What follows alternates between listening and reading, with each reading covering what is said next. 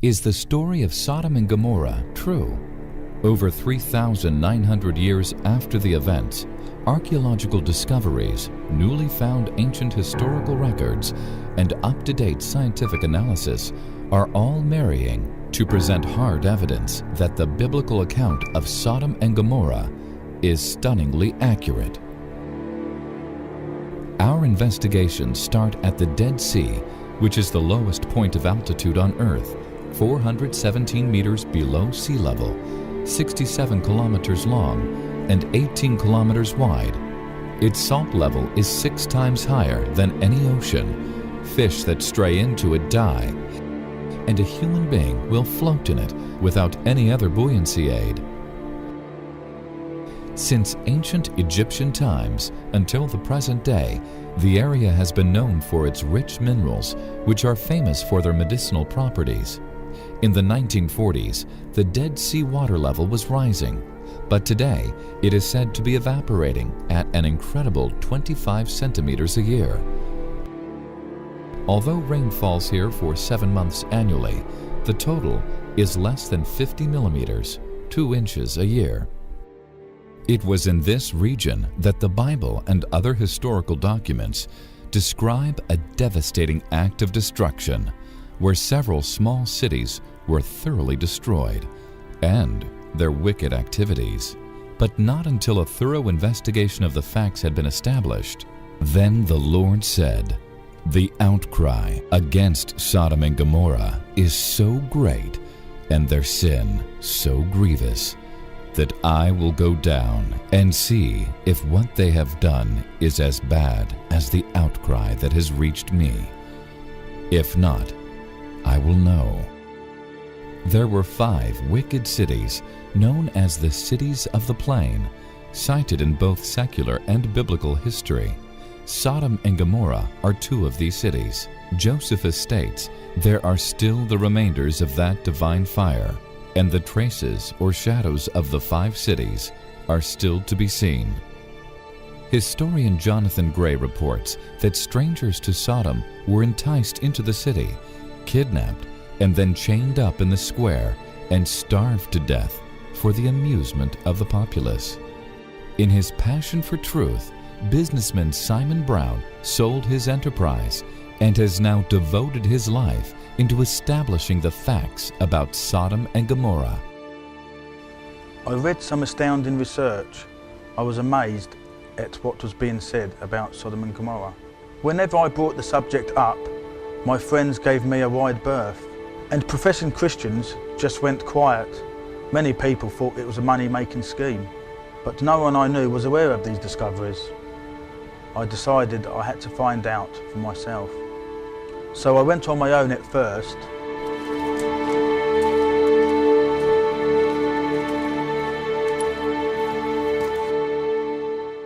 In 1975, the excavation of a royal palace in Ebla, Syria, revealed a library of 17,000 clay tablets containing historical and political records, as well as botanical and cultural information from the Middle East. They also contain many marriage and family records. The detailed information they hold allows accurate dating to be established. They are still being deciphered, but already translations have revealed accounts of the kings of the cities of the plain. One of the tablets names Bersha as the king of Gomorrah and lists the cities of the plain in total harmony with the Bible, both chronologically and geographically. Josephus also identifies 5 cities of the plain during this period of history, supporting biblical records. Where were these cities? The precise location of the cities of the plain has caused disagreement, often the case with archaeologists.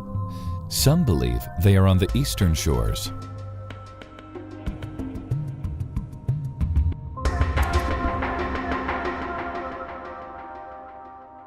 They're on the Jordanian side, yes. One theory has been that the cities were submerged under the Dead Sea somewhere on the northern shores. However, Ralph E. Bainey admits in his book Search for Sodom and Gomorrah how he undertook several scuba diving expeditions in the areas where they were supposed to be and found nothing.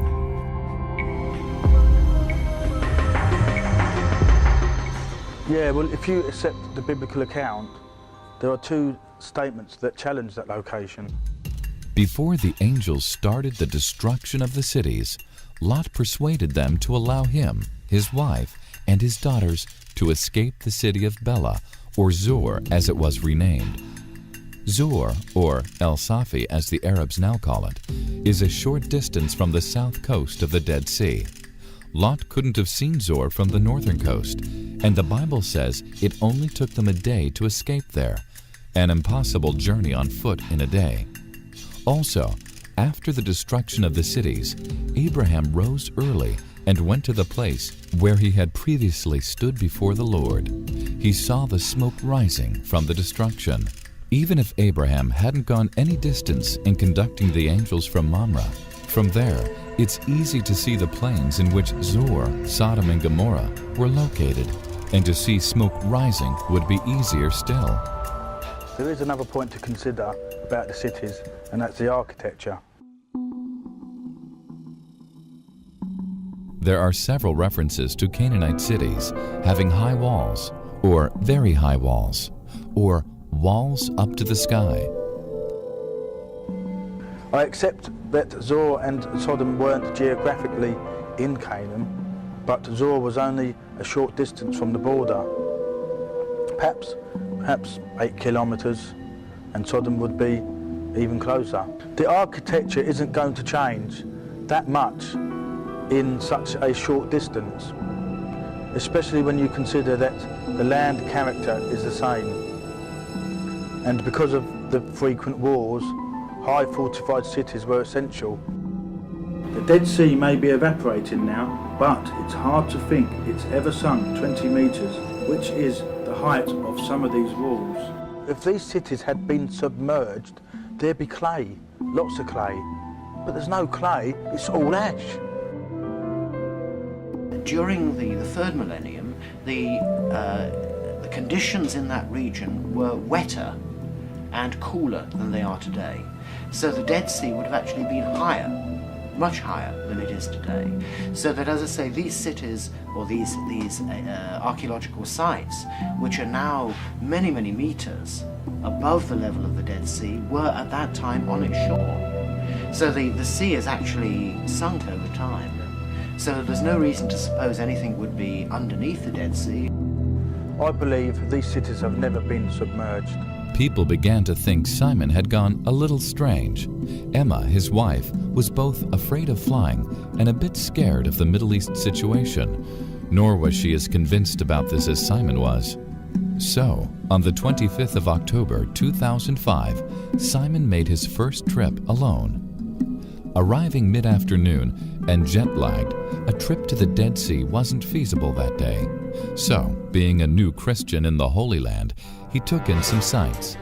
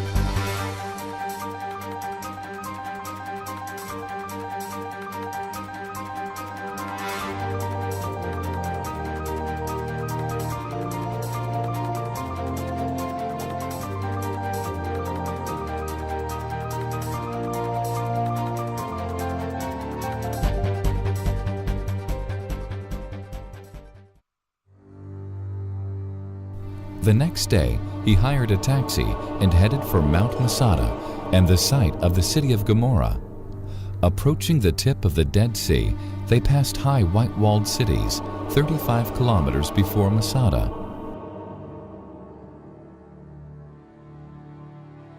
Simon thought they were Admah and Zeboim. Perhaps for the first time, he began to appreciate just how far the cities of the plain were spread apart, not all together as people have thought, something that was to prove very significant later. Eventually, Simon entered the city of Gomorrah.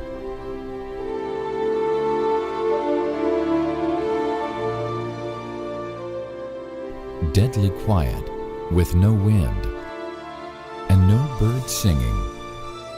A ghost town. Fear and excitement both gave way as the reality of where he stood rendered Simon totally speechless. Not a picture in a book, not a video anymore. He was there.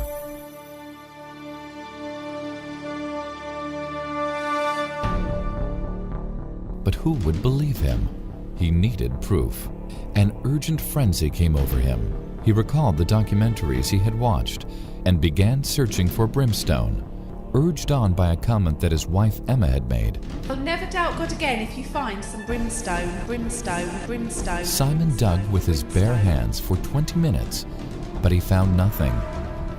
Exhausted, with no water or hat in the ferocious heat, he turned to leave, fruitless and disappointed, but stopped and prayed.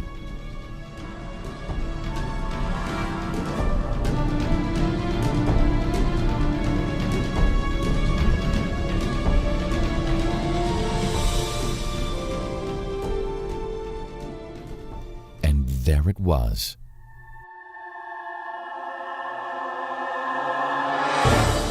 Brimstone, a small, chalky ball about an inch in diameter and slightly heavier than polystyrene, just the same as he had seen on his home TV screen.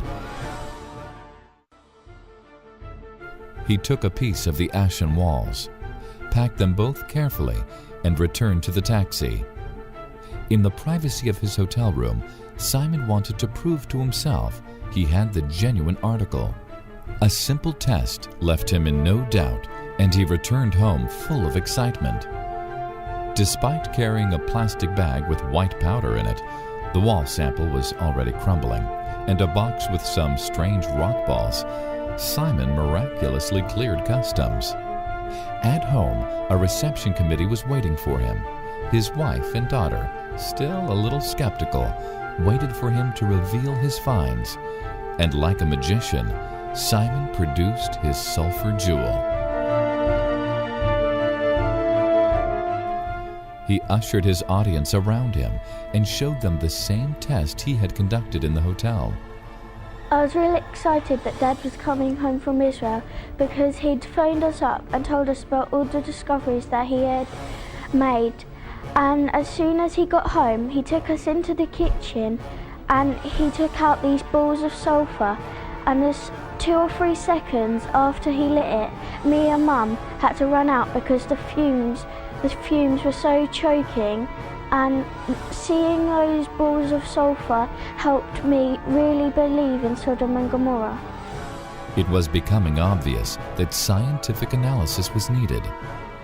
Discoveries made by unqualified people, no matter how reasonable or exciting they appear, aren't enough. But more samples were needed, so a second trip was planned. This time, there was a totally different level of enthusiasm. What I brought back caused enormous interest, so I organised a group trip to the site. There were 8 of us the second time: Emma, my wife, and Alex, Einar the cameraman, Paul Huggins ex-boxer, Laurentia, Michael, and their son Brouchard. When Simon said he wanted to go and find Sodom and Gomorrah, I think he'd gone a bit balmy, maybe reading the Bible a bit too much. I didn't go for several reasons. The first one, as I say, I wasn't too sure that it was there, and my faith really wasn't strong enough at this point. And the second thing was, obviously there's issues over in Israel at the moment, and it frightened me. I really don't like flying, so obviously I was very anxious when he left for his safety, being left at home on my own with my daughter. But from the minute he actually left and he rang to say he was at the airport, I was very jealous. I wish that I had gone. And I felt very sad that he wasn't there, and still very anxious because of the safety factors. Simon kept ringing me up and he was telling me about all the wonderful places he was at, and he just had such a difference in his voice. He was just so happy and just so confident, and he just kept ringing up and he was telling me he was here, he was there, and it was lovely to hear him just sounding so great. Lauren and I headed off to the airport to pick Simon up, and obviously we was very excited when we saw him. But the talk was just about what Simon had done, and my daughter was just really wanted to get home and see the ball of brimstone that he'd promised to bring home. When we got home, normally all we're worried about is the presents that Simon's bought us, but not this time. We instantly wanted to see the ball of sulphur. And so Simon was just like a kid with a toy, like with candy. He was so excited to get it out. And we was just all rushed into the kitchen, and it was absolutely amazing what we saw. Me and Lauren were for the first time lost for words. It was a real magical moment. It changed my mind really. From Simon came back just a totally different man. His faith was really renewed. He had such a love for God, and he was just really different. And he was showing me the pictures, everything we saw, and I just wanted to be like Simon. I wanted to have that faith and that confidence that Simon had. And I decided that if I really believed in this and I really trusted, that all my fears would be put to one side and I would go.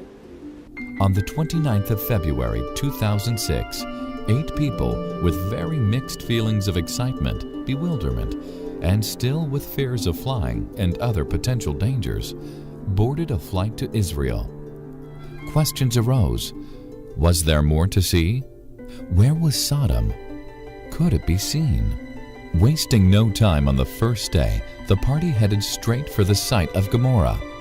The midday sun brought the ghostly buildings into sharp relief as the group entered the city, making it even more dramatic than Simon recalled. The new visitors were stunned. Simon's heart was gladdened as he saw others sharing his passion at last. Just like Simon's first visit, words failed the team as they tried to grasp the reality of the moment, surrounded by thousands of tons of historical truth.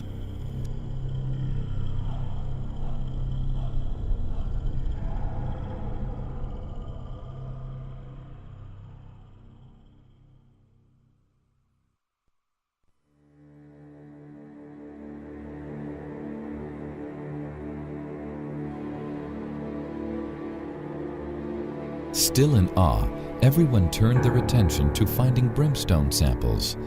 But strangely, just as Simon had experienced, 20 minutes of searching proved futile. Newly inspired by what she had experienced, Emma prayed with the group. 2 minutes later, she shouted, Simon! Simon! Is this one? Come quick! A 2-inch diameter white powdery ball, which she had found under a bush, lay in her hand.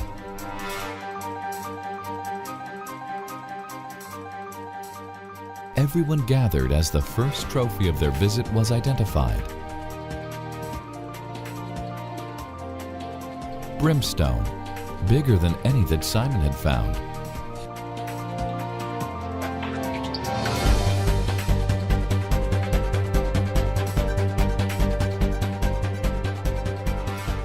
Filled with excitement, everyone began looking under bushes.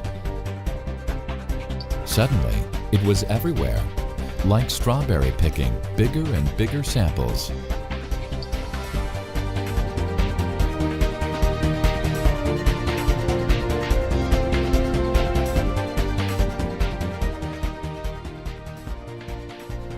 Einar asked Simon how they could be sure it was the real thing. He selected the smallest piece, placed it on a kitchen knife, and lit it.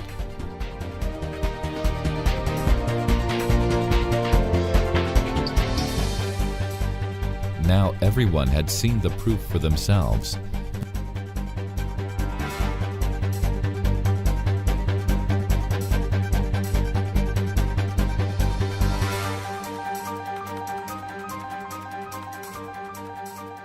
The ball burned so fiercely that it welded a shell to the knife. With renewed vigor, the hunt was resumed.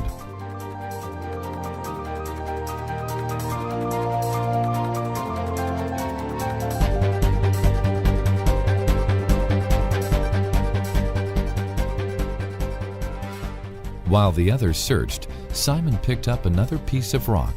When he tried to light it, it didn't burn. He satisfied himself that not all the rocks in the area contained sulfur. 66 samples were collected in all that day, amongst which was one very different from the rest. Paul found a piece embedded in a wall. It resembled a peanut in a shell, with a hole at one end through which the sulfur ball could be seen clearly.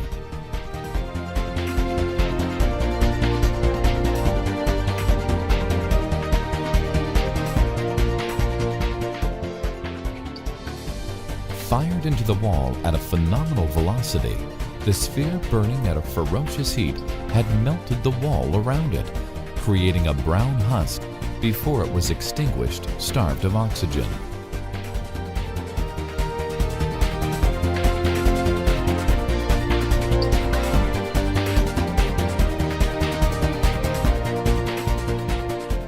A theory exists whereby some people believe the sulfur in this region is the result of volcanic activity.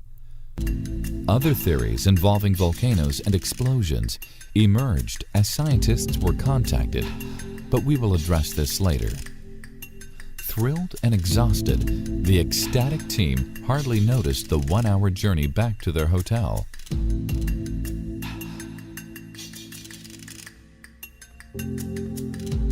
In Einar's room, the sulfur gems were arranged on a table. Everyone wanted to see another one burn, but care had to be taken because of the smoke alarms. Opening all the doors and windows and choosing the smallest sample, Simon placed it in an ashtray and lit it. The effect was even more startling than in the open air. It burned bright blue, which couldn't be seen in the sunlight, but in the small space, the fumes were horrific. Everyone but Simon left the room until 1 minute later, this tiny sample burned out. I had a hidden belief in the group. Although we had the same objective of searching for Sodom and Gomorrah, but I had cynical kind of ideas by saying, yes, it did happen, but it's 300,000 ago, and how can we geographical space? What made us believe it was there? What happened as we light one of the ball? Actually, I was the first person to run out of the room by screaming, "I believe, I believe, I believe." Can you imagine thousands of these balls all burning at once? You would definitely be choked to death and be unconscious long before the flames got to you. At dinner that night, the whole conversation revolved around their discoveries. Simon and Emma thanked God and each other for the most exciting day of their lives. The group visited many of the sites that the Holy Land has to offer.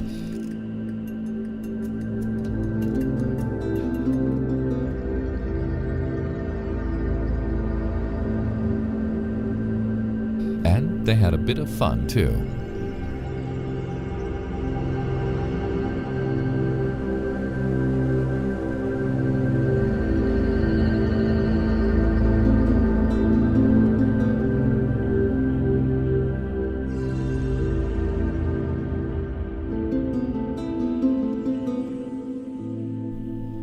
With only 1 day of the trip remaining, Simon wanted to try and find Sodom and discuss the idea with the group. 6 members decided to go.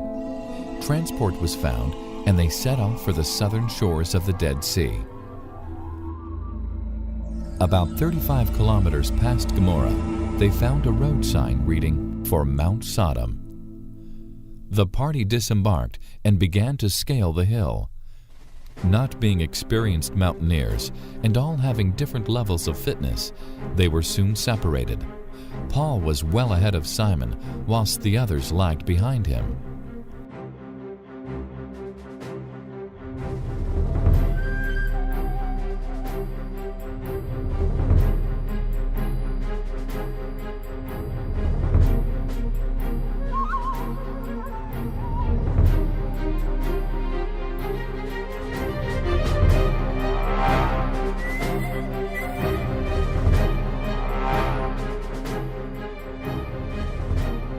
The terrain and the sheer height of the mount proved to be too dangerous for untrained climbers, so the attempt was abandoned. Even the descent was hazardous, and had begun the drive back when something changed their course. A small bumpy track appeared just about wide enough for the minibus. The driver wasn't happy to take his bus on a road that really needed a 4x4, but they encouraged him to try, and mercifully he agreed. At crawling pace, they drove through what seemed like a mountain pass. The driver cheered up as the road straightened out. Suddenly, what they had come all this way to see was right in front of them. Unlike Gomorrah, which is on the open plain, this site was snuggled between two mountains. Stopping at a sign which informed them that they were now in the Judean Desert Nature Reserve, everyone alighted from the bus. Foot-slogging up the uneven track, the telltale signs that Simon had become so adept at spotting were obvious to him, if not to the others at first. Having studied video and written research for months, he was convinced that he knew what he was looking at. In Sodom, I wondered what these strange shapes once looked like. In the book, The Exodus Case, I found pictures showing typical villages in ancient Haran. The similarity is striking. Like Gomorrah, the cream-ashen structures against the brown-colored mountains was even more marked at this level, but the architecture and layout of the city was very different. The buildings seemed to be arranged in terraces.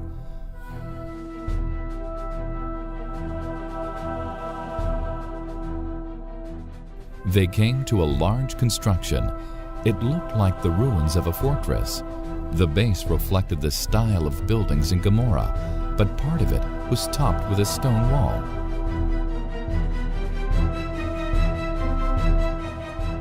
It had doors, windows, walls with mortar joints. Further on was what looked like a room, perhaps a table. This was an awesome city, preserved, so it would seem, by the effects of the heat baking the structures, so that 3,900 years later, we can see it.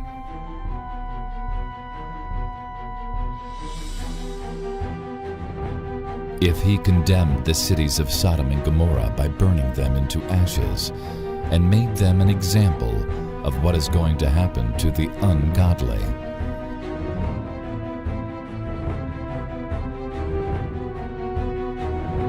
often built into the cliffsides, walls, doorways, wells, built of the same brickwork. This was once a well-irrigated place. Consider this reference from the Bible. Lot looked up and saw that the whole plain of Jordan was well watered, like the garden of the Lord, like the land of Egypt toward Zoar. This was before the Lord destroyed Sodom and Gomorrah. So Lot chose for himself the whole plain of Jordan, stream beds and watercourses, pebbles,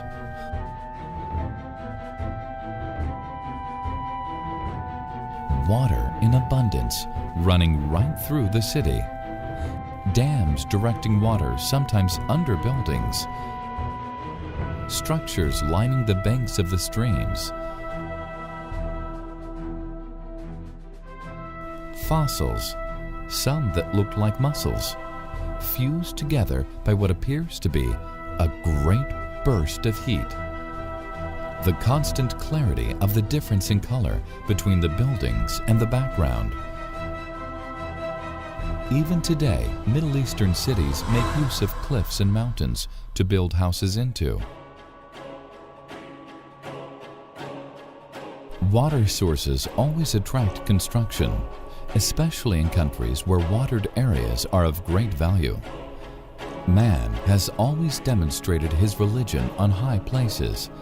The Bible constantly refers to this. Ziggurats.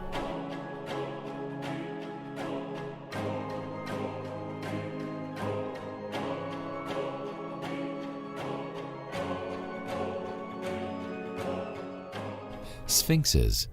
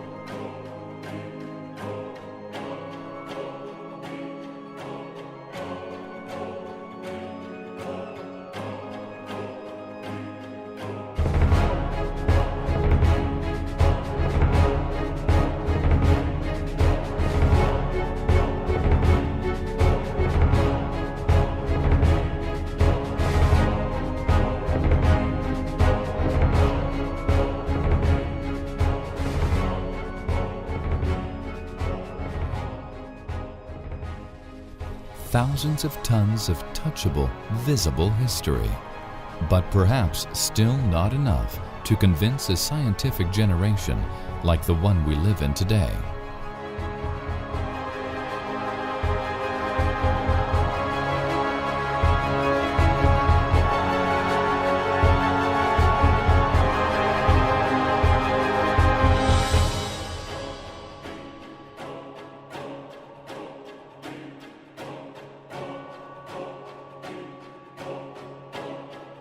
So, the party began to leave. Back in the UK, Simon, Emma, and Einar began the long job of evaluating what they had found at the Intertech Sunbury Technology Centre. An X-ray fluorescent technician was to supervise an analysis of the brimstone samples. In order to provide a sample good enough for the precision of the X-ray fluorescent spectrometer to read, Andy had to be very thorough in his preparation. In short, Simon's brimstone samples were to be analyzed. Then the same tests would be conducted on sulfur flowers that had been chemically refined by laboratory methods.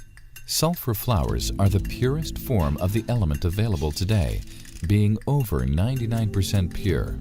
The test results are then compared in order to give a benchmark or standard so that the purity of the brimstone samples can be ascertained. Beginning by hand, Andy set about crushing one of Simon's samples. Even at this stage, Andy remarked on how pure the samples Simon had provided appeared. Both the standard sulfur and the brimstone were then mixed with a binding agent, lithium carbonate. Next, it was mixed in a blender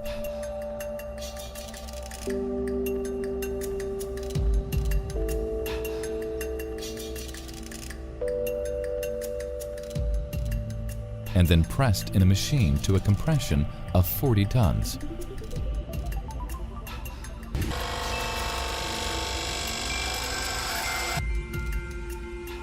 Having pulverized the samples under 40 tons of pressure, they now have to be removed from their containers.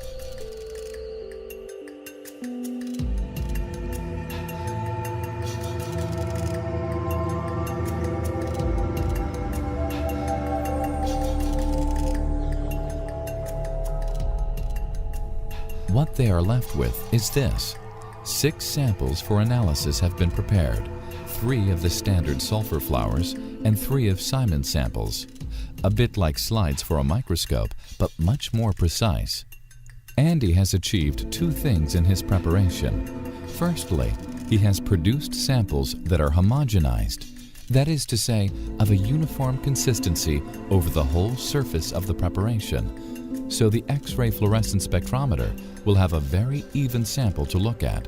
If only one test is done or only one concentration used, there is a greater chance that mistakes can be made. The amount of the substance they are analyzing shows up in proportions relative to the binding agent or other ingredients in the sample. Each concentration will give a result showing the percentage of the purity of the sulfur and identify the other elements in the sample.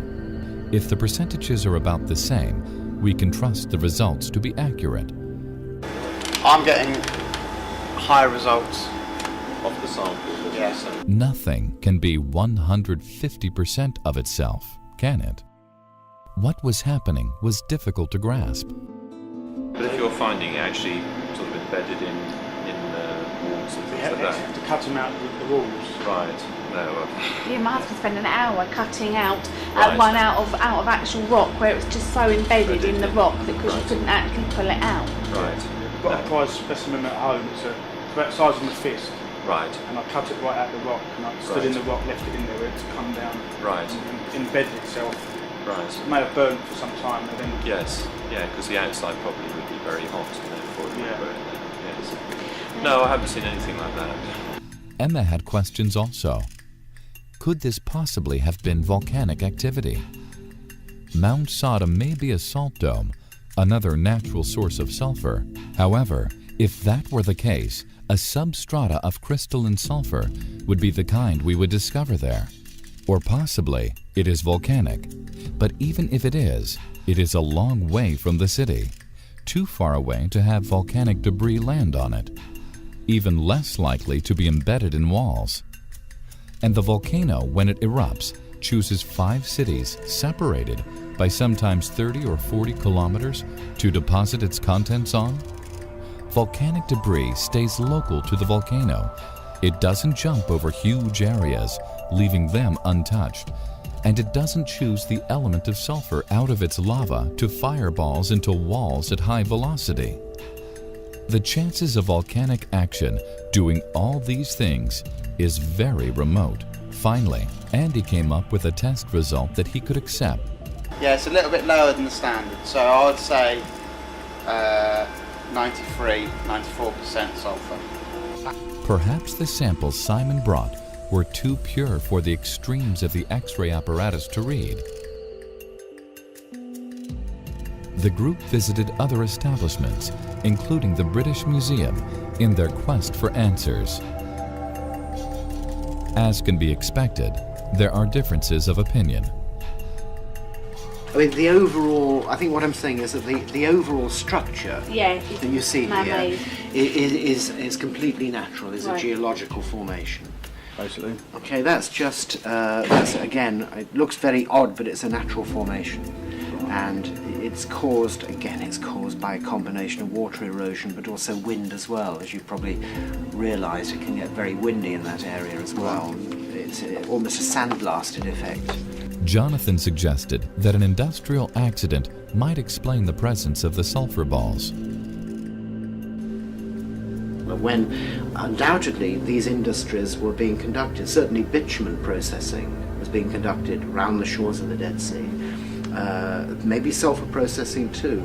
But if you have a processing industry, let's say, at a place like Babadra or Numair or one of these places on the shore of the Dead Sea, and the thing goes up in flames, then you're going to have a pretty cataclysmic destruction with sulfur balls flying all over the place. Yes. And so to have these things raining down is not, therefore, surprising. Again, however, this begs the same question. How did the explosion spread the distance that it did? And why was it so selective in its choice of where it deposited its fallout? Or what is the likelihood of 5 separate locations experiencing identical disasters? There are 5 locations in the world where these sulfur balls are to be found. Nowhere else. Simon, believes these are the cities of the plain. I find it very interesting, Simon, that we've actually come across this now in our day, that you've been down there, you've come across Sodom and Gomorrah, you've found the ruined cities, as others perhaps have done in the past, but now today to actually see them is like a visible example of God's judgment. It's not like you can just read your Bible and say, well, maybe it happened, maybe it didn't. You know, those of us who believe our Bible, of course, we believe it did happen. But somebody perhaps watching will say, well, maybe it did, maybe it didn't, who cares? Well, now you've got visible evidence. You've got those incredible sulfur balls that I think shot off the scale when they had the scientific analysis. And you've got the actual ruins that you've walked around and you've seen. And folks who've watched the DVD have seen these things. There's no excuse for saying it didn't happen. This is the visible evidence. Now, Jesus warned that judgment in the last days would come, just prior to his return. Judgment would fall upon the earth, that God would judge the earth for their sinfulness, just as he judged Sodom and Gomorrah for their sinfulness. You know, God is a just judge. If he doesn't judge the world, people have said he will have to apologize to Sodom and Gomorrah. So what you're seeing now is a repeat, when God is saying, look, here are the ruins, here are the actual sites. Judgment came then, judgment will come again. Jesus warned us in Luke 17 that as it was in the days of Lot, so will it be in the coming of the days of the Son of Man. When Jesus returns again, judgment will fall. Sodom and Gomorrah were destroyed. 2 Peter 2:6 says that these are examples to us. Jude says these are examples to us, the cities of Sodom and Gomorrah. And now to have them here, visible before us, is astounding.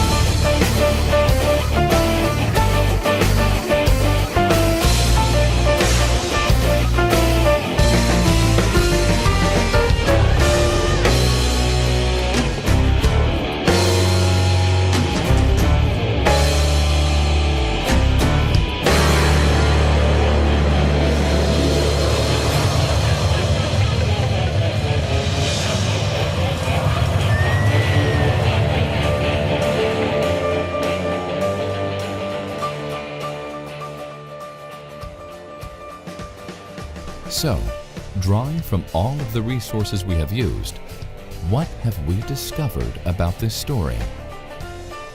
That in 5 distinct locations, 5 ashen cities exist that are identified in the Syrian tablets discovered in Ebla, described by the historian Josephus in AD 75. where we find the same patterns of architecture, the same composition of ashen walls, that in each of these places, hundreds of thousands of balls of sulfur are present, which, when we have them meticulously analyzed, yield a purity level as high or possibly higher than any form of the element known to man. That it would appear there is nowhere else on the planet that such samples exist, to the point where eminent scientists and specialists who know all about their subject admit that they have never seen anything like them.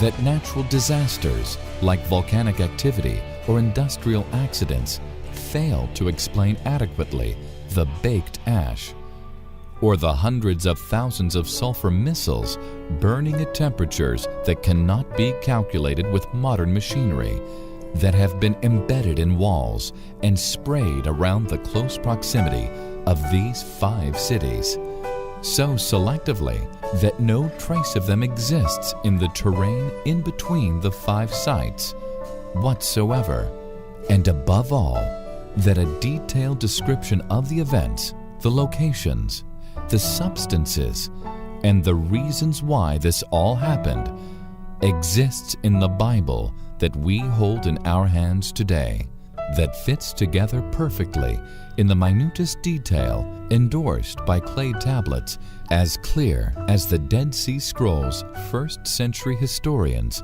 and scientific research of the 3rd millennium. Then perhaps it's time to accept such overwhelming evidence not as a myth, but unquestionable reality. The cities have been preserved. Has she?